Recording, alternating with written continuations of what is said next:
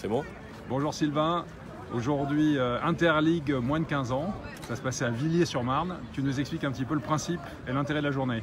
Donc le principe, c'est de faire les détections pour les entrées dans les académies Pôle Espoir. Et ici à Villiers-sur-Marne, sur la Ligue Île-de-France, on recevait la Bourgogne, l'Île-de-France, le Grand Est et les Hauts-de-France. Ouais, j'ai toujours du mal, voilà, pour entrer. Et donc il y avait des matchs entre ces différentes ligues. En moins de 15 ans, à la fois les garçons et les filles. À la fois les garçons et les filles. Et pour nous, c'était la première fois où les mêmes collègues évaluaient à la fois les filles et les garçons, puisque les filles vont rentrer aussi dans les académies Pôle Espoir.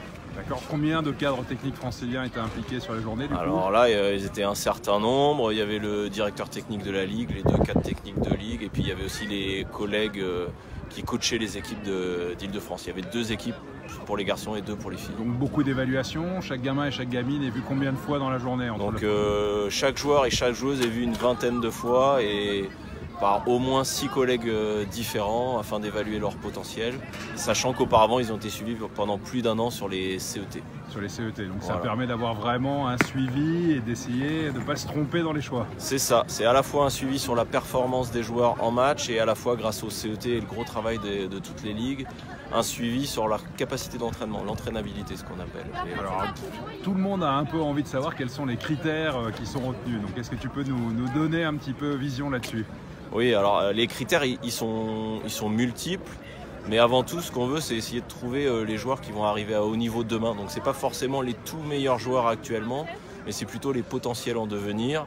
On regarde le critère mental, c'est pour ça que les CET c'est important de les suivre sur toute l'année. Des critères physiques évidemment puisqu'on cherche des profils. Et après, l'intelligence de jeu, la lecture et la technique individuelle. Donc je sais que vous avez demandé également les bulletins. Oui, alors là c'est la partie sportive, on établit des listes et après on regarde les bulletins. Alors ce qui nous intéresse sur les bulletins, c'est que ce soit des élèves qui sont en capacité de suivre le double parcours scolaire et sportif, et notamment donc l'engagement qu'ont les élèves dans l'établissement. On peut prendre des élèves en difficulté, mais par contre on veut qu'ils aient envie de réussir dans leur projet scolaire. Double cursus extrêmement important, voilà. et extrêmement important à respecter aussi. Oui, parce que ils vont passer beaucoup de temps sur les terrains et donc il faut qu'ils aient des capacités aussi pour à l'école pour réussir. Et ça on y tient beaucoup parce que dans la filière d'accession au niveau, il y en a 60% qui vont réussir et il y en a 40% qui ne réussiront pas leur parcours sportif. Mais ça nous tient à cœur qu'ils réussissent leur parcours scolaire pour avoir un devenir intéressant.